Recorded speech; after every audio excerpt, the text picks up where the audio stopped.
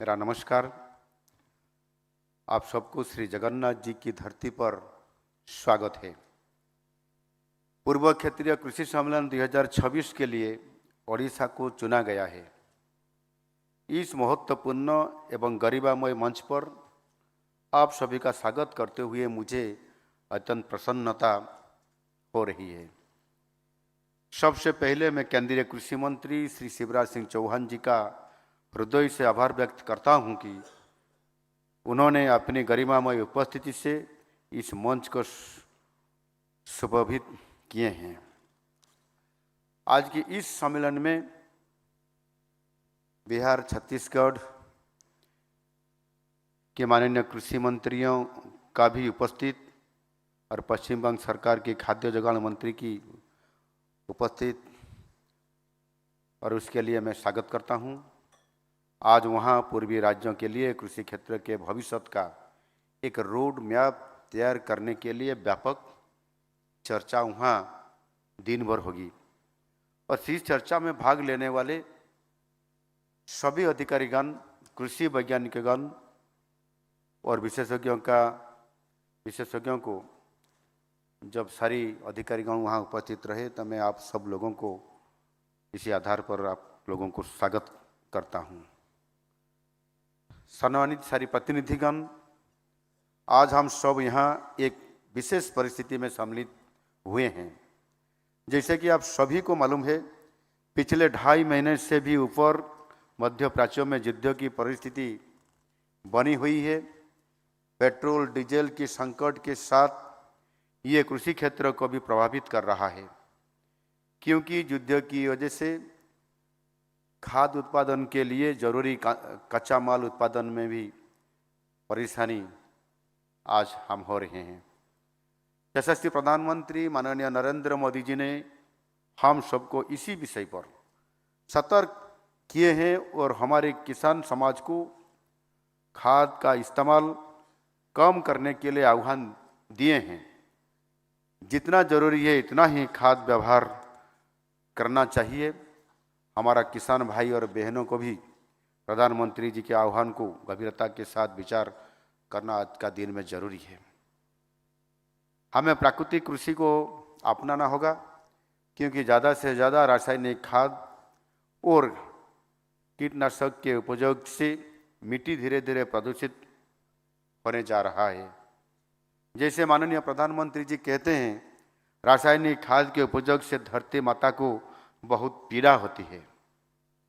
माननीय प्रधानमंत्री जी के नेतृत्व में देश में कृषि क्षेत्र में निरंतर विकास हो रहा है।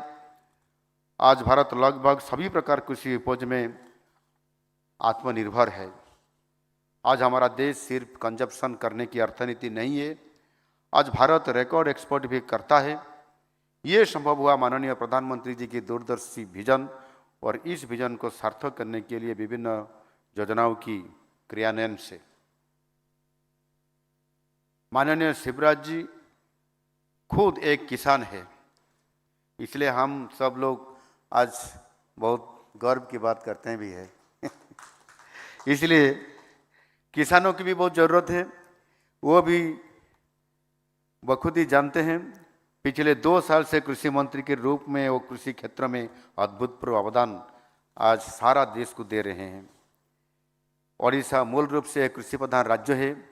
कृषि यहाँ के लोगों की जीविका और सुरक्षा के लिए ये अत्यंत महत्वपूर्ण है। हमारे सामाजिक और आर्थिक विकास का एक मुख्य स्तंभ है कृषि। यशस्वी प्रधानमंत्री नरेंद्र मोदी जी के मार्गदर्शन और माननीय केंद्रीय कृषि मंत्री चौहान जी के कुशल नेतृत्व में राज्य के कृषि विकास के लिए हम पूरी तरह आज प्रतिबद्ध हैं। पूरे समाज तथा सरकार के सम्मिलित दृष्टिकोण के साथ राज्य के कृषि क्षेत्र को अधिक समावेशी और जलवायु अनुकूल, क्लाइमेट रेजिलिएंट बनाने के लिए कोई नए और प्रमुख फ्लैगशिप कार्यक्रम भी हमारा राज्य तरफ से हमने भी शुरू किए हैं।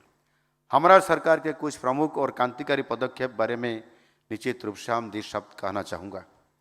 भारत सरकार की दाल या पल्सेस उत्पादन में आत्मनिर्भरता हासिल करने के लिए एक केंद्रीय प्रायोजित योजना के रूप में मिशन फॉर आत्मनिर्भरता ऑन पल्सेस की शुरुआत की है। अरहर, उड़द और मसूर दाल का उत्पादन बढ़ाना, खेती का विस्तार करना, कटाई के बाद के स्टोरेज और मार्केटिंग लिंकेज को मजबूत करना, इसका पूरा लक्ष्य है। ओडिशा में वर्तमान 21 लाख हेक्टेयर से अधिक जमीन पर दाल की खेती की जा रही है और इस प्रकार भारत सरकार ने खाने के तेल के उत्पादन बढ़ाने के लिए साल 2024-25 से 2030-31 की अवधि के लिए राष्ट्रीय खाद्य तेल मिशन तिलहन की शुरुआत की है।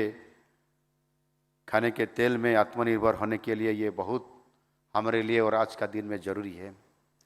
इसी आधार पर जो माननीय कृषि मंत्री ने बोले दलहन तिलहन अर्थात पल्सीड और पल्सेस में हमको कैसे ज़्यादा प्रोडक्शन करते हुए आत्मनिर्भर बनना पड़ेगा, इसी आधार पर हमको आज का दिन में क्रॉप डाइवर्सिफिकेशन में कैसे सारे किसानों को इसी साथ पर ले जाएं और हमको इसका बहुत ज़रूरी भी है। आज हमने जैसे उड़ीसा में हमने किसानों को जो बोनस भी बोलते हैं, लेकिन हमने उनको इनपुट असिस्टेंट के नाते पैडी प्रोक्योरमेंट में पर क्विंटल में पहले से शुरुआत से हमने 800 रुपया दिए हैं और एमएसपी के साथ मिलाते हुए पर क्विंटल में 3100 रुपया देने के बाद और भी हमने रबी फसल में भी और खरीफ में भी दे दिए।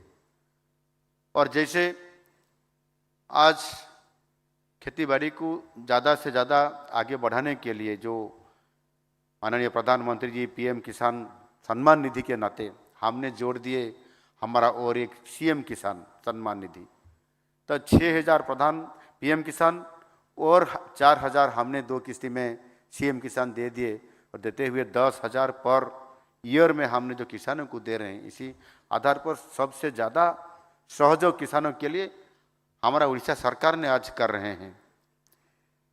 इसी आधार पर आप देखिए रबी फसल में इनपुट असिस्टेंट कई राज्य सरकार नहीं देता है और हमने एक डिसीजन ले लिया आज ज़्यादा कोई गुना डबल ना करते और कई गुना ज़्यादा करने के लिए जो मिशन पर आप आज काम कर रहे हैं वो तो सफल निश्चित रूप से हमने आज होने जा रहे हैं।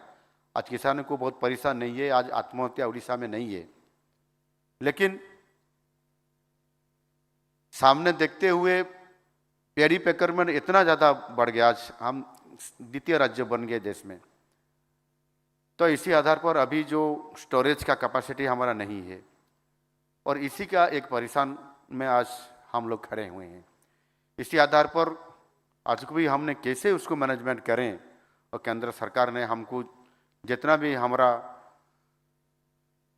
राइस को लेने के लिए हमने उनके साथ बातचीत कर रहे हैं, उसे जो राज्यों को वहाँ से एफसीआई तरफ से केंद्र सरकार तरफ से फिर जा रहा है वो भी वहाँ इतना प्रोडक्शन उसी राज्यों में भी आज बढ़ गया। जैसे हम केरल में दे देते थे, केरल ने तमिलनाडु से ले गया और उनका भी प्रोडक्शन आज ज़्यादा हो गया। हम बिहार, हमारा बिहार को भी जा रहा था उड़ीसा तरफ से।